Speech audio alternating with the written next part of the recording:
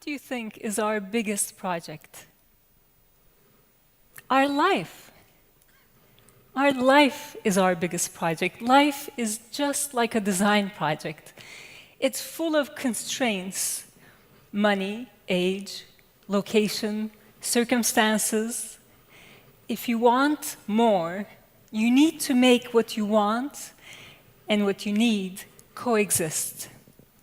But they oppose each other. Look, I want to be on vacation, but I need to work. Now, if I can find a gig to work while I'm on vacation, which is kind of what I'm doing right now at Cannes, that is making what you want and what you need coexist. That's creating value, that's creativity. That's designing your life. But if you have the perfect life, don't design it. In fact, you could leave now. Anybody want to leave? Because I'm going to show you how to design your life. See, I had the perfect life. In 2001, Renault, the French automobile manufacturer, asked me to design a concept interior. I knew very little about cars, so I asked them for a mentor from their side, and they said, "We'll send you Bibi Sek, and you're going to love him." Apparently, they told Bibi the same thing. You're going to love her. So can you guess what happened? You can, right? We fell in love. I mean, we did as we were told. And so things started happening really fast. Bibi moved from Paris to New York with his son. We started our company, Birsel plus Sec, together. We had 2 daughters. We were parenting full-time, working like crazy. My life was designing itself. And I was really happy. Then the economy crashed in 2008. And I was really sad, because I hadn't seen this coming. Suddenly, it felt like overnight, our clients took their work in-house. And I felt very responsible, because I had uprooted Bibi from a great life in Paris, and now we had a family to take care of. And I thought, I should have become a lawyer, because I come from a family of lawyers. But all I wanted to do was to design products, and it started with a teacup. A family friend came to tea and told me about industrial design, and he said, "You see how the edges are curved? It fits our lips better. And the handle is there so that we can hold hot liquid in our hands without burning ourselves. And the saucer is there so that if you spill your tea, you won't ruin your mother's beautiful tablecloth." And at that moment, I fell in love with the human scale of industrial design. And I've been designing products ever since, from office systems to potato peelers to toilets. I mean, I was known as the queen of toilets. That was a compliment.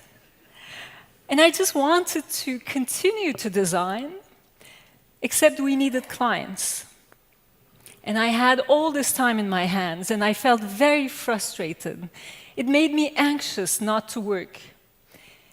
It was Leah Kaplan, one of my dearest friends and collaborators, who saw the opportunity in the constraint. And she said, "You know, Aisha, you have all this time in your hands, but why don't you use this time to think about how you think? Because you think differently." I think differently because I think like a designer. We think that no matter how hard the problem, we're going to come up with a better solution. We put ourselves in other people's shoes. We see the big picture, the emotion, the physical, the intellect, the spirit of things.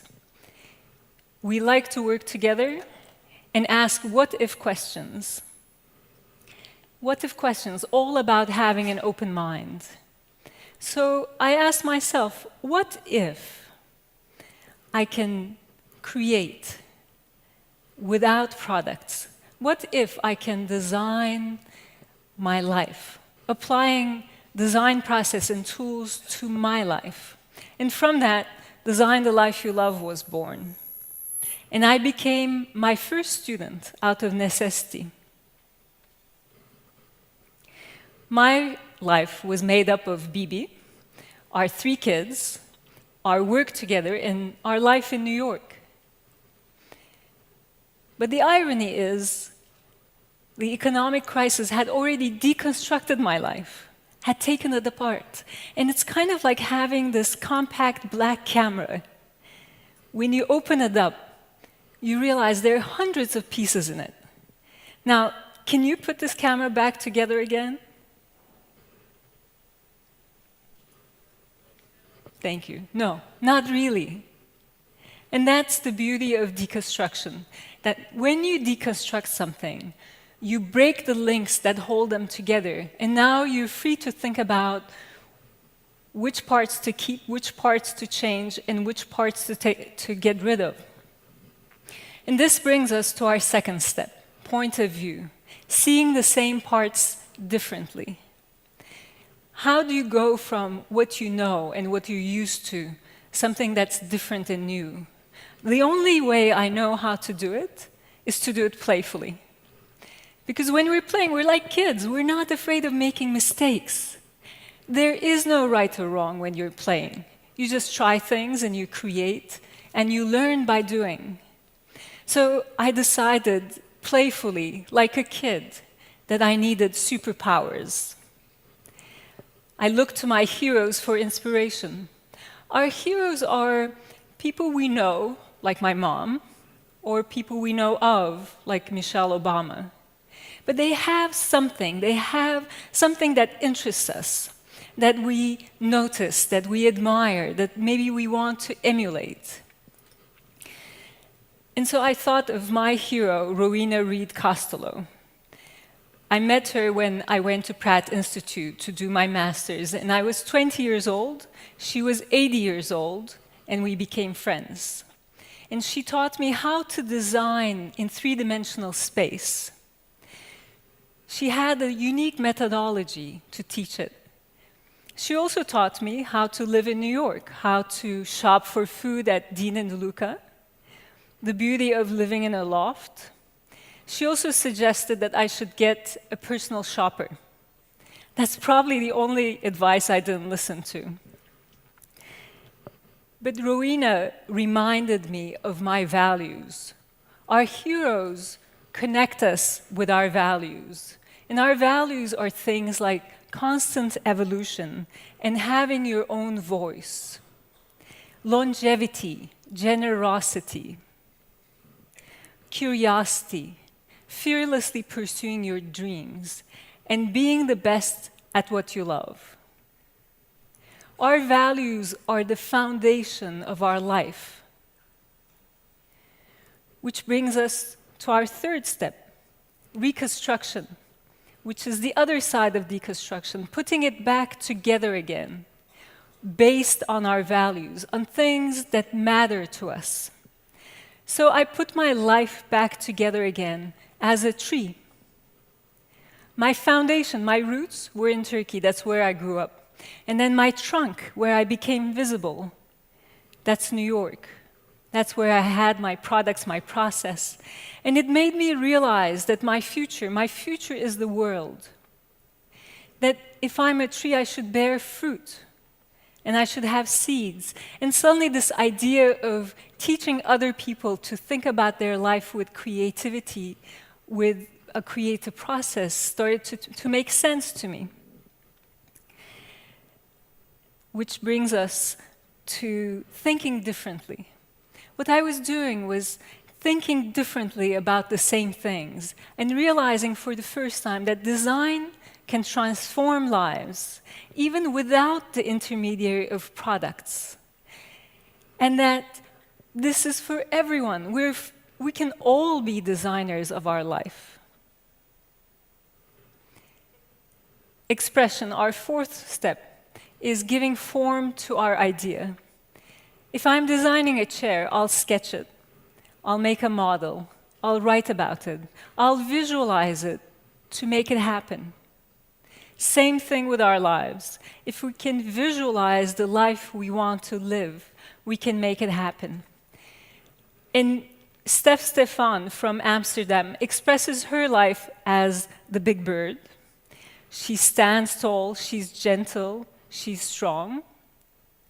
And this director of leadership development sees himself as the Zen master of his garden, working around stones, hard stones that he cannot move. And this young father, who's a strategist in New York, is the center of his life tree, with projects dotting every ring from here to 2050 on a life based on his values. And my graduate student at SVA, he's Tintin, or Tintin. He is pioneering, loyal, and steadfast, and brave.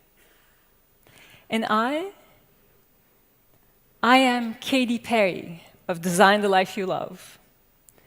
Why Katy Perry? You have to remember, I have two girls. When they were younger, we watched Katy Perry's documentary together. And I fell in love with how Katy Perry connects with young people and their parents through the beauty of her music. And I thought, that's what I want to do. I want to connect with young people who have their whole life in front of them and show them you can design your life. And I want to connect with their parents, with you, and show you you can redesign your life. And here we are. I'm on tour at Palais des Congrès with an amazing audience, you. This is my Katy Perry moment.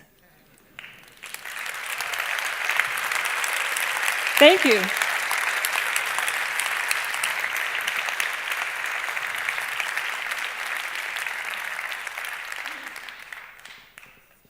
Now, more than ever before, we need to think about our life differently. I grew up in Turkey, and Bibi grew up in Senegal. We grew up in very different places, but our parents gave us a very similar roadmap. They said, go to school, work hard, find a job, get married, have children. That was the definition of a good life. But today, I don't have that roadmap to give to my children. Things are changing so fast and so dramatically. Our kids live in a different world. There are no roadmaps, and that's an incredible challenge. But every challenge is an opportunity when you think creatively. There are no roadmaps, so create your own roadmap. Imagine your life with creativity, playfully, with optimism. I cannot give my children a roadmap, but I can share with them how to apply a creative process to their lives, to approach problems with creativity and courage. And I can share that with you as well. So I have found my voice. Design your life. Design an original life, a life that looks like you, that feels like you, that even smells like you. An original life that is coherent with your values.